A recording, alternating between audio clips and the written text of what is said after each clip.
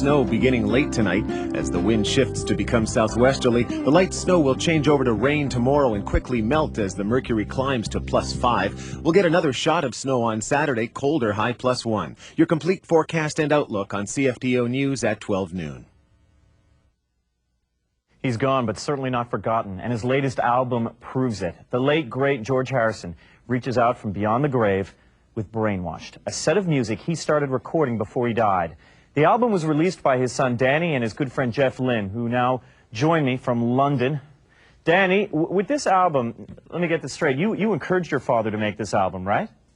Yeah, in a way. I mean, he didn't really need much encouraging when he ever got sort of an idea in his head. If he, if he wanted to do something, he'd do it, better than a lot of people. And he was very determined when he got his mind, on something. But it was, a combination of him having these songs for a while and being in a position where he wanted to do it, and us saying, come on, let's do it.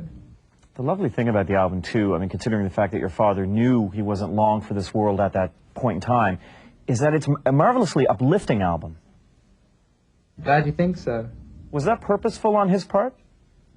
I'm not quite sure. I mean, he was an uplifting person to be around, and he liked things that were happy and nice and not just negative sort of creativity, if you know what I mean. But I don't think, I mean, he wrote these songs primarily for himself, really.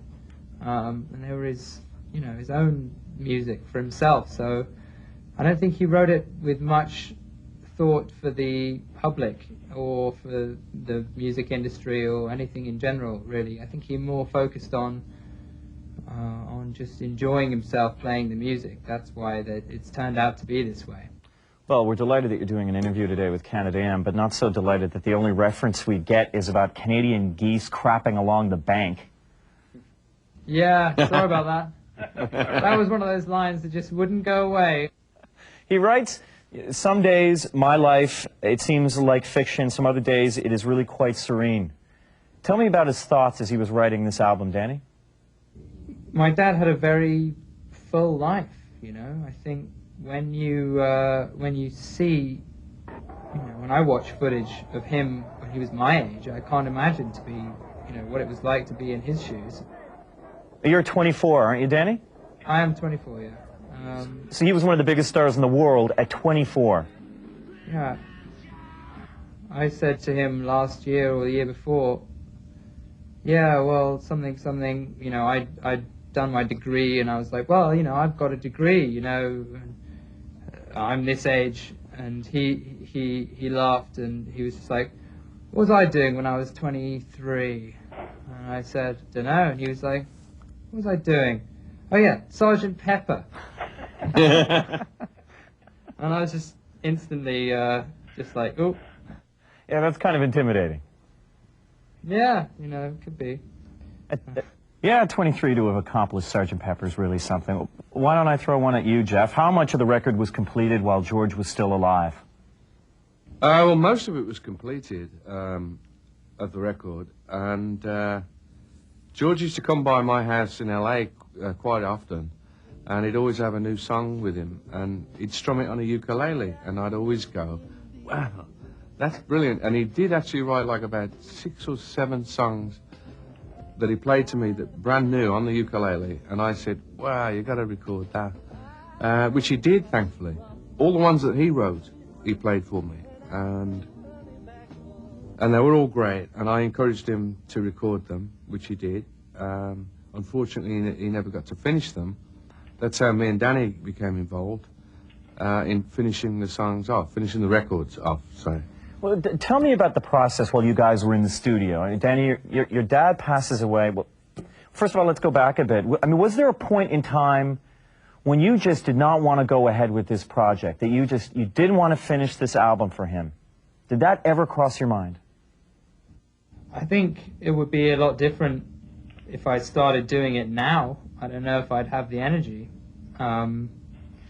or the sort of inner drive. I think when we did the record, it was because we planned with Jeff to come to his place and to do the final sort of putting together and producing of the album. And my dad and I had planned to go over there and bring all the stuff with us digitally and put it on Jeff's system.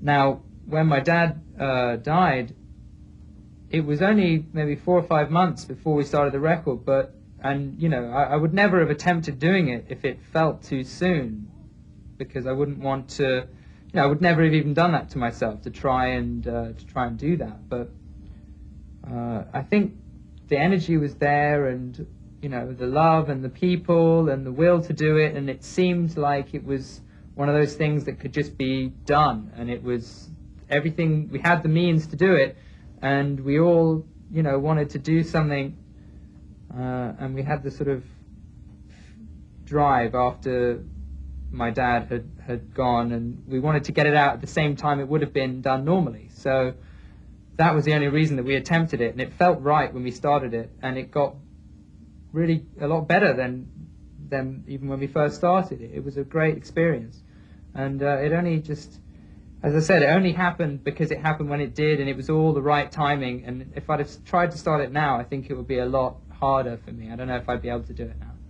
Well, thankfully you did, and he is with us still, George Harrison. Dhani, Jeff, thank you both very much for joining us this morning. There's much more ahead on Canada AM. Stay with us.